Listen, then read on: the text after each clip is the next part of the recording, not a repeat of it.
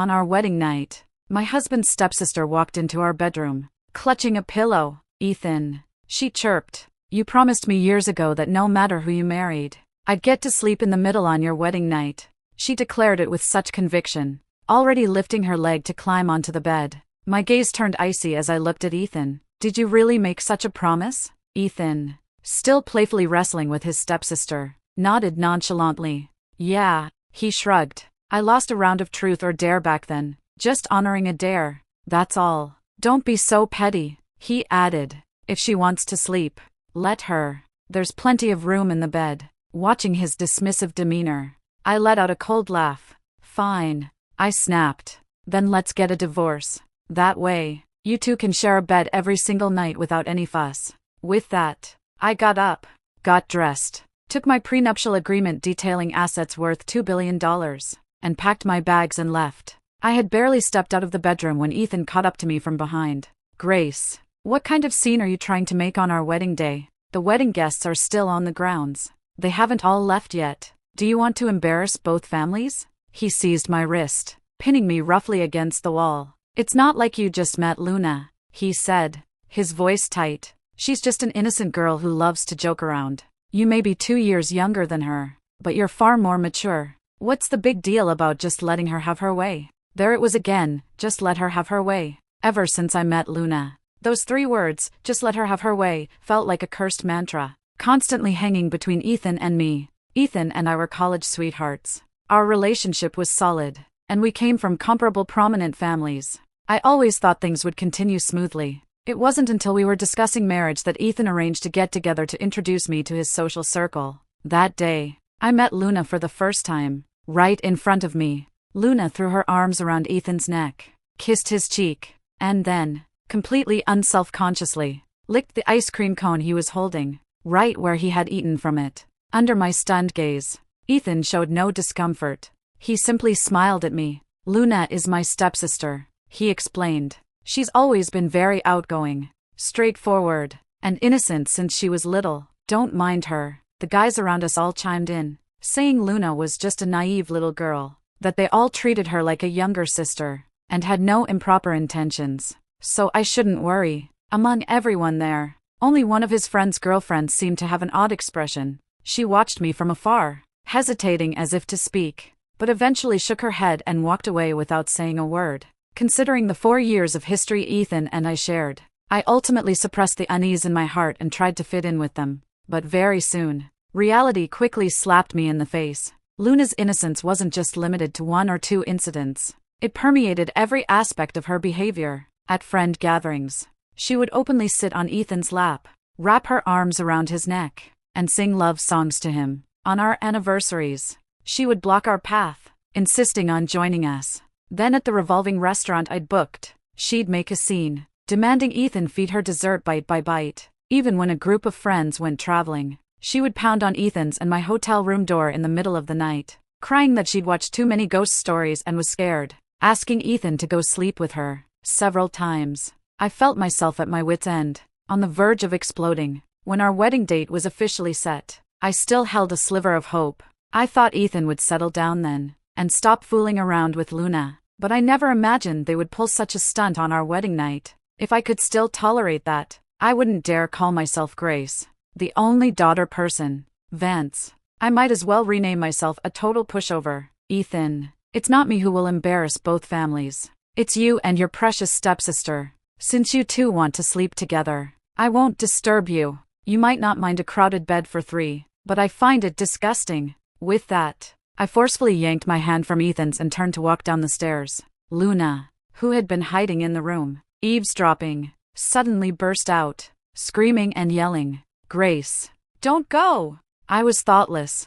"I apologize. Please, come back and sleep with Ethan." She pretended to reach for me, but instead, deliberately pushed me in the back. Caught off guard, I tumbled down the stairs. As I rolled down the steps, falling awkwardly onto the floor, the wedding guests in the main hall gasped and rushed over. "Grace, are you all right?" Ethan was about to check on me, but Luna squeezed forward, taking my hand with feigned innocence. "I'm so sorry, Grace," she whined. "I just wanted to catch you, but you pushed me away and rolled down yourself. Honestly, You really shouldn't joke around with your own body, even if you're angry at Ethan and me. In just a few words, she made it sound like I had made myself look foolish, intentionally falling down the stairs to gain sympathy. As she spoke, Luna deliberately pressed her knee hard against my bleeding right leg. I screamed in pain and saw stars, immediately raising my hand and slapping her across the face. "Get away from me!" I roared. Luna shrieked and fell backward,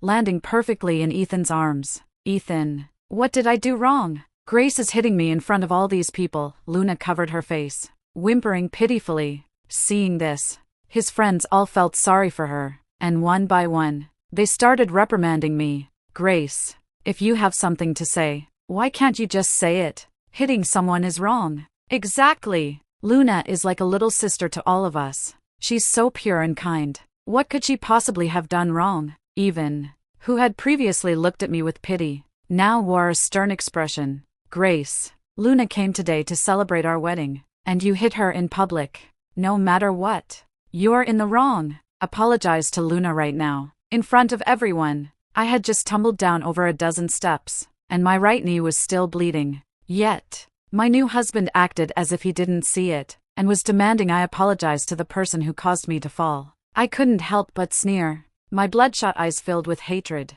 "You want me to apologize? Absolutely not." In all our time together, this was the first time Ethan had ever seen such a vulnerable expression on my face. His expression had just softened when Luna, covering her face, began whimpering again. "Yes, what am I? Heiress of Riverton person. How could I possibly deserve her to stoop so low as to apologize to me?" She spoke with such extreme humility, yet it instantly made Ethan's face darken. "I despise people who use their influence to bully others. Grace, if you don't apologize today, our engagement is off." I stared at his distorted face, suddenly realizing he was a complete stranger to me. This no longer deserved my love. I quirked a corner of my mouth. "Since you put it that way, then let's call off the engagement. Ethan, I hope you don't regret this day later." With that, I didn't spare him another glance, and dragging my injured, bleeding leg, I walked out without looking back. The main hall fell silent instantly. The guests who had been trying to mediate were all stunned. Some opened their mouths to speak but dared not utter a sound. Ethan froze in place, wanting to pursue me, but then he heard Luna's whimpering.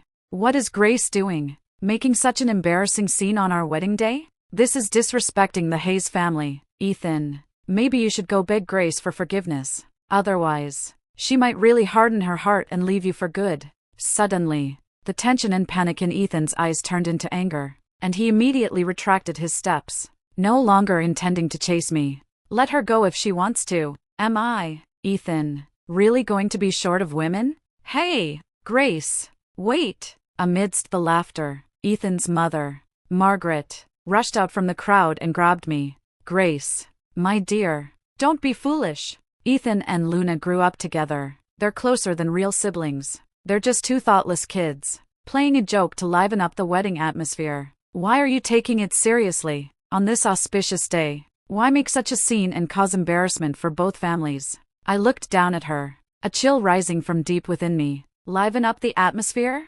Aunt, if someone brought a stranger into your bedroom tonight to liven up the atmosphere with you and Uncle, would you still consider it just a joke?" Her face instantly changed, and she pointed at me, her voice trembling with anger. "Grace, how dare you say such disrespectful things to me?" But her gaze swept over the surrounding guests, and she could only suppress her fury. "No matter what you say, you publicly hit Luna today and made a scene about canceling the engagement in front of all these guests. You are in the wrong. Apologize to Luna right now, and then apologize to everyone present. Then this matter will be over. Otherwise. What?" I looked at her face, caught between fury and trying to maintain appearances, and interrupted her with a sneer before she could finish her threat. "Aunt, please understand that it was Luna who pushed me down the stairs. I can barely stand from the fall, yet your son is forcing me to apologize to the perpetrator, and now you are forcing me to admit fault to everyone. Tell me, why should I?" Margaret choked on her words, her face turning even uglier. "You child, how can you be so unreasonable? Our corporation, what about the Hayes?" I interrupted her once more, shaking the prenuptial agreement in my hand. "Aunt, Vance's $2 billion dowry is not for me to suffer humiliation. Today, this engagement is definitely off. As for an apology, Don't even think about it, unless the sun rises in the west. With that, I didn't look at her pale, livid face again, nor did I pay attention to the guest's whispers, and walked straight towards the main door. Being in a place like this for one more second made me feel sick to my stomach. Not long after I left, Ethan's call came through. His tone on the other end had not an ounce of remorse. Instead, it was as if doing me a favor. "Grace, haven't you acted out enough? Come over here quickly. Apologize to Luna. Say something conciliatory to everyone present. And while you're at it, announce the additional investment to mitigate the fallout from this incident. That way, our wedding plans can still go ahead, and we won't have a bitter fallout between our two families." I let out a cold laugh into the phone. "Ethan, Whittier heard me say I wanted our wedding plans to continue." Before he could retort, I hung up the phone and dragged his number into my blacklist. Out of sight, out of mind. There was no need to let such a person sicken me anymore. I chose a seaside town, booked the earliest flight, packed my bags, and left. It was a rare carefree time. I kept my phone off and had a wonderful time. A week later, the plane landed in Riverton. As soon as I turned my phone on, calls started pouring in. It was Leo, Ethan's childhood friend. I answered the call, and Leo's voice was full of urgency. "Grace, I finally got through to you. Where have you been these past few days? Your phone was unreachable." Leaning against a pillar in the airport lounge, I asked casually. "I was away for a few days." "What's up? What's up?" "Ethan's going crazy." His voice was filled with utter helplessness. "He couldn't find you these past few days, so he's been drinking heavily to drown his sorrows at home every day. Yesterday, he drank until his stomach bled and we had to rush him to the hospital. But he woke up less than 2 hours later and insisted on going home. Now he's back there drinking again, refusing to listen to anyone. His mother, Margaret, is practically in tears, and none of U.S. childhood friends know what to do. Can you please come check on him? If he keeps drinking like this, his health will completely break down." My heart suddenly tightened. Our feelings weren't fake all these years. Even if things ended embarrassingly, I couldn't completely ignore him hurting himself. After a few seconds of silence, I spoke. "I'll come over now." Leo immediately agreed. "Great. He's not listening to anyone right now, but maybe he'll listen to you." Less than half an hour later, I arrived at the Hayes' gated community. The black wrought iron gate was ajar. Before I could even ring the doorbell, I heard loud noises coming from inside. There were men's raucous laughter and the clinking of beer cans. It was nothing like Leo had described. No one looked on the verge of collapsing. I glanced inside from behind a tree by the roadside, and saw Ethan sitting in a wicker chair, holding a beer bottle, surrounded by 4 or 5 of his usual buddies. "You just wait and see," he slurred. "Grace cares about me more than anyone. Her acting out earlier was all just a show. She's never been wronged since she was a child, so she was just throwing a tantrum with me." He smugly raised an eyebrow. "I'm telling you." I deliberately said I had stomach bled just to see her reaction. And sure enough, as soon as Leo called her, she immediately said she was coming over. One of the guys next to him clapped him on the shoulder, teasing with a laugh. "Ethan, I'll bet 10,000 that Grace won't be here in half an hour. Didn't you say she cared about you? If she really did, she would have flown over by now." Ethan tipped his head back, chugged some beer, then tossed the empty bottle onto the ground with a disdainful laugh. "10,000's too little. I'll bet $2 million. Grace will be knocking on that door in 20 minutes. Tops. She can't live without me, and even more so, she can't live without the Hayes. No matter how rich Vance is, they still rely on our company's distribution channels." I didn't move forward, just leaned against a tree by the roadside, watching him gloat and brag inside. My stomach churning. The stomach bled was fake, and his going crazy was an act. Ethan was merely using these tactics to force me to back down, all while putting on a show for his friends. Another 10 minutes passed, and the laughter in the courtyard gradually subsided. The man who made the bet glanced at his phone and deliberately showed the screen to Ethan. "Ethan, 20 minutes are up. Where is she?" The smile on Ethan's face faltered, and he yelled into the house. "Leo, call her again. Ask her where she is. Did something happen on the way?" My phone vibrated in my pocket. I didn't answer. I just pressed decline. Less than 2 seconds later, the phone rang again. I simply set it to silent, letting it vibrate in my pocket. Leo walked out, holding his phone and looking glum. "Ethan." She didn't answer, and she hung up. The second call went straight to voicemail. Ethan slammed the beer bottle to the ground, stood up, looking as if he'd been publicly slapped. Grace is absolutely outrageous. Am I giving her too much leeway? Does she really think I can't live without her? His veins bulged on his forehead, and he grew more agitated as he spoke.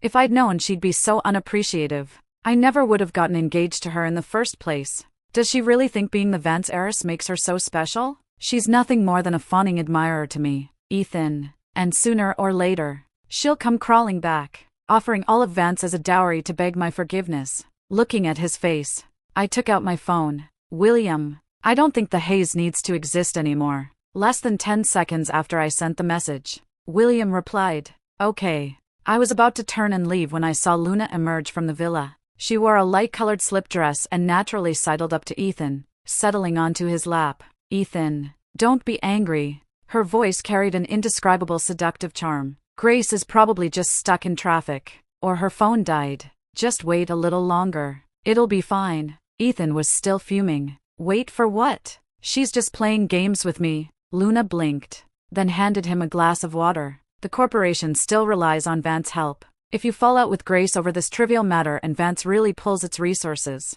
won't those pending projects fall through? After speaking, she lowered her head, looking pitiful. Besides, if people knew we were having such a public argument because of me, they'd definitely say I was thoughtless, deliberately sabotaging your wedding plans with Grace. How would I ever establish myself then? No sooner had she spoken than the few buddies who hadn't left immediately chimed in. Luna, you're so thoughtful. You understand the big picture, unlike Grace, who only cares about acting out and doesn't consider the difficulties of the Hayes.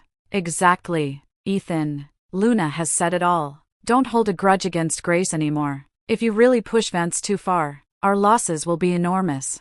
Ethan's expression softened somewhat. He took the glass of water Luna offered and took a sip. Luna really understands me and thinks of my best interests. Luna looked up at him, her eyes sparkling, a smile playing on her lips. Of course.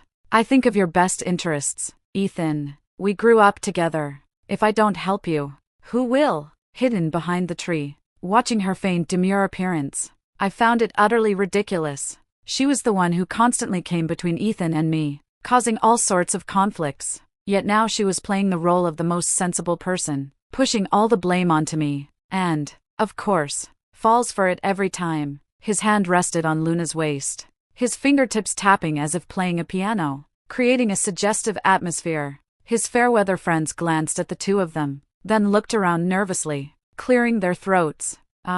Ethan, we've got some stuff to do. We're taking off. Luna, make sure to talk to Ethan and tell him not to be so angry anymore. Right. My mom's waiting for me for dinner. Gotta go. I've got a meeting at the office. I'll head out first. Within a few minutes, only Ethan and Luna were left in the courtyard. I had intended to leave, but then I saw Luna suddenly stand on her tiptoes and whisper something into Ethan's ear. Ethan's eyes lit up, and he laughed as he wrapped an arm around her waist, leading her towards the pool. Luna didn't resist. Instead, she leaned into his embrace, playfully fiddling with Ethan's wrist. They reached the pool, and Ethan bent down to sit on the steps, pulling Luna onto his lap. Luna giggled and gave him a playful shove, but she didn't actually move away. Instead, she pressed even closer, her hands sliding down his chest. The pool lights shone on them, and watching them made my stomach churn. Making a scene about sleeping in the middle on our wedding night? That wasn't a joke.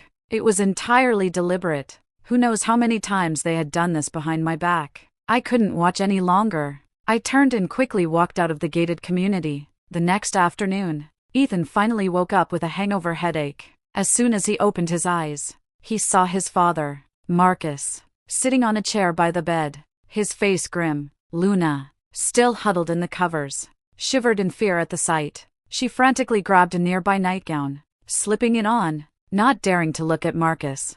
Ethan rubbed his temples, still dazed, and looked bewildered. Dad, why are you here? So early. Before he could finish, Marcus raised his hand and slapped him across the face. Ethan's cheek immediately flushed red, and he was completely bewildered. See for yourself. Marcus hurled his phone at him. Look at what you've done. The corporation is going to be ruined because of you. Ethan picked up the phone, and the top news alert made his blood run cold. Vance issues statement terminating partnerships with Hayes, involving in funds. Riverton, Vance May full. Hayes stock 30. Insiders, Vance only. Grace. Takes stance. Insisting on calling the wedding with no for negotiation. He tapped on the news article, and it was spelled out clearly. Vance had officially released a public statement at 9 this morning, terminating all partnerships with the Hayes across all sectors. Effective immediately. All invested funds would be fully recouped according to contract terms, with no future business dealings. Some media even analyzed that, given Vance's resources and network in Riverton, if they truly enforced a boycott, the Hayes wouldn't last 3 months before going bankrupt. Ethan's face instantly drained of color. He looked up at Marcus. Dad. What's going on? Grace, how dare she? You still dare to ask? Marcus raised his hand again, but Ethan dodged it. He pointed a finger at Ethan's nose, gritting his teeth. You drove her away on your wedding night, and then you were shamefully cavorting with this woman at home. Did you think Grace was a pushover? Someone you could easily manipulate? Ethan's face was grim. He awkwardly glanced at Luna beside him and whispered a defense. I just wanted to make Grace jealous to force her to come back. Who knew she'd actually jeopardize the partnership? I called her and she wouldn't answer. I asked Leo to call her, and she wouldn't come. Force her to come back? Marcus sneered, furious. You were sleeping with another woman, and you expected her to return? Ethan, have you lost your mind? Marcus slapped Ethan again. He restrained himself from hitting him further, clenching his fist. Now is not the time to settle scores with you. Whether the Hayes survives depends entirely on whether Grace is willing to give in. I don't care what methods you use, whether you beg or strip naked and let her humiliate you, you must make Grace change her mind and get Vance to retract their statement. Otherwise, our Hayes will be completely finished. No sooner had he spoken than Marcus's phone rang. He answered the phone. After only a few words, his face grew even paler, and he kept nodding into the receiver. I understand. I'll be right there. Please grant us a few more days. We'll definitely be able to pay it back. He hung up the phone and hurried out. By this afternoon, I want to see a change in Grace's attitude. Or don't call me Dad anymore. The bedroom door closed, and Ethan slumped onto the bed, his palms slick with cold sweat. He had never imagined that Grace would actually be serious, nor that the Hayes would be so vulnerable without Vance's support. Seeing his distress, Luna cautiously sidled closer. Ethan, don't panic. I think Grace is just temporarily angry, and she's deliberately trying to scare you by terminating the partnership, hoping to make you give in. She loves you so much. How could she possibly truly watch the Hayes collapse? Ethan looked up at her, his eyes full of uncertainty. Really? She's just trying to scare me? Absolutely. Luna nodded. Think about it. You two had 4 years of history. Back then, she disregarded her family's objections for you. How could she be heartless enough to truly ruin the Hayes? Maybe if you go to her, apologize sincerely, and say some conciliatory words, she'll forgive you. Hearing her words, Ethan felt a little less panicked. He mused that Grace really had cared for him before. Even if things had gotten ugly on their wedding night, it wouldn't go so far as to truly bankrupt the Hayes. It must be because he hadn't given in, so she was deliberately using the partnership as leverage to force him to yield. He got up from the bed, grabbed his jacket, and headed out. Yes, you're right. I'll go find her now. As long as I apologize to her, she'll definitely give in. Luna watched his hurried exit, a cold sneer forming on her lips, the tenderness in her eyes completely gone. She stayed by Ethan's side because she doesn't care about a title, only money, and while she was at it, she could vex the privileged heiress who wouldn't even look her way in the past. Why wouldn't she? If the Hayes truly went bankrupt, she would be the first to abandon Ethan. At the office, the secretary came in, looking at me respectfully. Ms. Grace, Ethan is in the lobby downstairs. He says it's urgent and wants to know if you'll see him. I was flipping through documents and didn't even look up. Simply saying, let him in, rather than letting him make a scene downstairs and continue embarrassing Vance. It was better to have him come up and cut to the chase, making everything clear. Less than 2 minutes later, Ethan pushed the door open and entered. His hair was disheveled, and his eyes were bloodshot. But when he spoke, his arrogance hadn't completely worn off.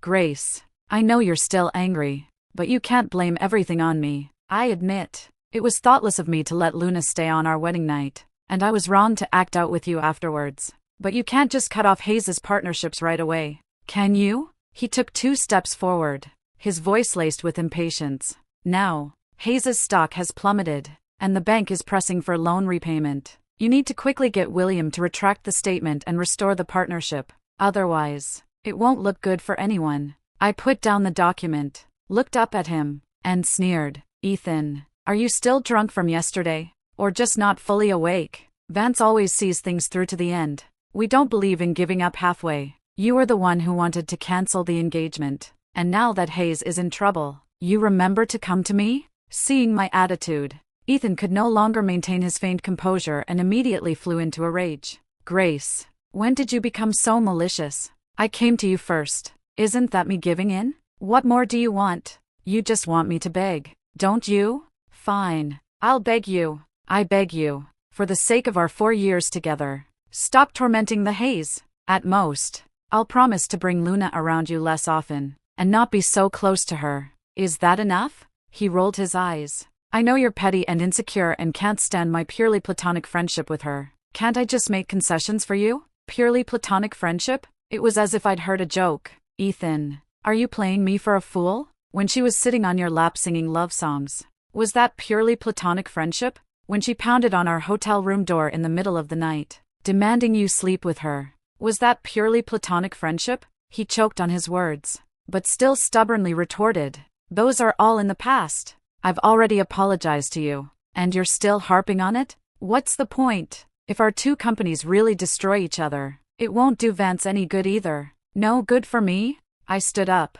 Does Industries really lack the partnerships that the Hayes provided? Today, I want everyone to see that anyone who dares to bully me, Grace, no matter who they are, will pay the price. Now you can get out. If you dare to step foot into Vance again, I'll have my bodyguards break your legs. Ethan froze, seemingly not expecting me to be so firm. Grace, don't go too far. I'm telling you, I'm still willing to come to you right now. I'm giving you an olive branch. If you keep up this act, once I lose my patience, I won't forgive you, even if you beg me. I didn't waste any more words with him. I turned and walked behind my desk, pressing the rotate button on my computer monitor. The screen slowly rotated, facing Ethan directly. It was playing footage of him and Luna cavorting by the pool. Ethan stared at the screen, completely stunned. After a long moment, he stammered, trying to make an excuse. Grace, there was a reason that day. I'd had too much to drink, and besides, but I didn't give him a chance to babble.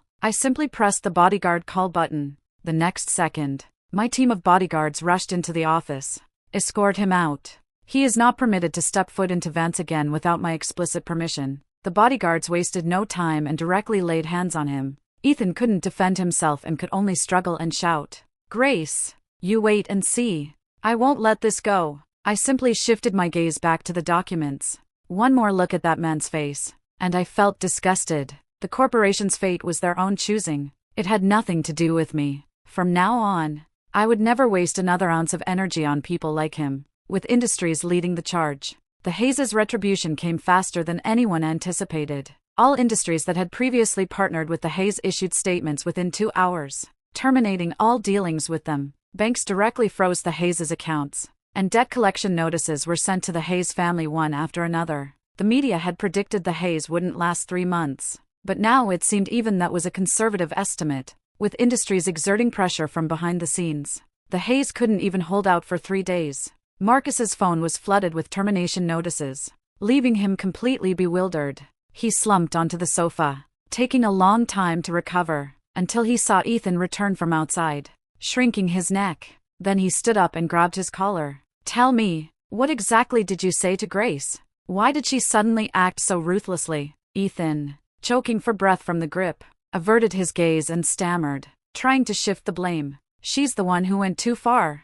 I even went to apologize to her, but she was still relentless, deliberately targeting the Hayes. It has nothing to do with me. Marcus, seeing him like this, trembled with rage. It has nothing to do with you? Do you think I'm a fool? If she truly didn't want to give the Hayes a way out, she wouldn't have let you through her doors in the first place. You must have said something reckless again and utterly infuriated her. He stopped wasting words with Ethan. Grabbing him, he demanded, "Come with me. We're going to Vance to apologize to Grace." Ethan reluctantly followed behind him. As soon as they arrived downstairs at Vance, they were stopped by the bodyguards at the entrance. "I'm sorry, MS. Grace has stated that no Hayes family members are permitted entry without her permission. The bodyguard's tone was firm, showing no courtesy whatsoever. Marcus was frantic. He tried to rush inside but was blocked by the bodyguards. He glanced at the bodyguard's formidable muscles, realizing he had no choice. He could only pull Ethan to wait by the entrance. After waiting for almost an hour, I finally emerged from the company building with my secretaries. Marcus quickly rushed over, and without hesitation, he knelt directly onto the ground. Grace, Ms. Grace, please be merciful. He kept bowing his head to the ground as he spoke. It's our Hayes' fault. I failed to raise my son properly, and he angered you. You can hit me, scold me, whatever you want. I just beg you, please don't boycott the Hayes anymore. If this continues, the Hayes will truly be finished. I beg you. Ethan stood beside him, his face utterly mortified. Dad, what are you doing? This is too embarrassing. Even if we go bankrupt, we don't need to grovel to her. Embarrassing? Marcus raised his hand and slapped him. Now you know what embarrassment feels like? Being embarrassed is better than the entire family being ruined. I stood on the steps, looking at Marcus kneeling on the ground, and Ethan, covering his face with an indignant expression. Mr. Marcus, this is the entrance to Vance headquarters, not your personal stage. If you kneel and beg for mercy here, passers-by will only say that Vance is bullying with its status, deliberately trying to embarrass us. Is this an apology, or are you intentionally trying to cause me trouble? Marcus froze for a moment, looking up at me, as if he wanted to say more, but I had already instructed the bodyguards beside me. Please escort them out. Don't let them block the entrance here. If they cause any more trouble, call the police directly. The bodyguards immediately stepped forward and dragged them away. I didn't spare them another glance. Turning to get into my car, the corporation lasted only 3 days before it was completely bankrupt. Their accounts were frozen, assets auctioned off, and even the company building had an eviction notice plastered on it by the court. Marcus could only watch as his life's work was destroyed. Forced to file for bankruptcy, he stared at the eviction notice for a long time, then suddenly collapsed to the ground. After being rushed to the hospital, doctors said he suffered a cerebral hemorrhage caused by emotional distress. Despite 2 days of emergency treatment, he didn't make it, and his eyes remained open when he passed. Margaret lost her backbone and spent her days crying and wailing outside Vance, claiming I was ruthless and had destroyed the Hayes. The security guards would escort her away every time as per regulations. After a while, one day, while crossing the street, she was still staring blankly at the Vance building, failed to see the red light, and was struck by a speeding truck, dying on the spot. After his family's downfall and tragic losses, the first person Ethan thought of was Luna. He called Luna, but his calls never went through. Luna had long seen the writing on the wall, with the Hayes stripped of its value. Why would she bother clinging to Ethan? She had already turned around to curry favor with others. Ethan tried to find work, but no matter where he applied, as soon as people heard he was the bankrupt heir of the Hayes, and considering Vance's stance, they would quickly wave him away. We can't accommodate you here. You'd best seek employment elsewhere. Not a single place dared to hire him. Desperate, Ethan had no choice but to work as a food delivery driver. Every day, he rode his second-hand scooter through the streets and alleys of Riverton, so exhausted that when he returned to his rental apartment at night, he couldn't even eat. Finally, one day, he received an order for an exclusive community. Just as he parked his vehicle, he saw Luna walking out, arm in arm with a wealthy young man, a smile lighting up her face. Ethan's eyes instantly reddened.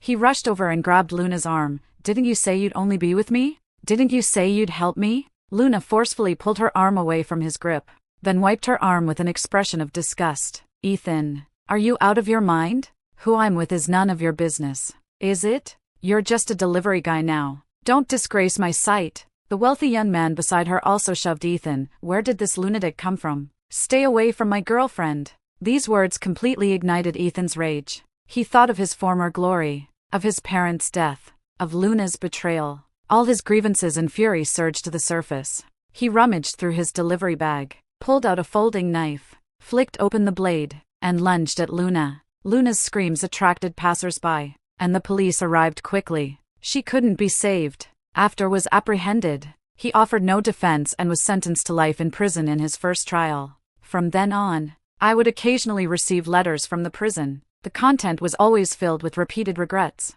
regretting protecting Luna on our wedding night, regretting acting out against me, regretting not cherishing our 4 years together. He begged me to at least write him back a letter. But to me, his so-called remorse was nothing more than self-serving pity born of desperation. I was busy expanding Vant's international operations, busy going to Iceland with friends to see the aurora, busy living my own life. How could I waste a single ounce of energy on someone who had destroyed himself? His fate was his own choosing, and it had nothing to do with me. Thank you for watching this video. If you have any thoughts about this story, feel free to share them in the comments section. Here is Roses and Love, sharing stories about marriage and women every day. See you tomorrow.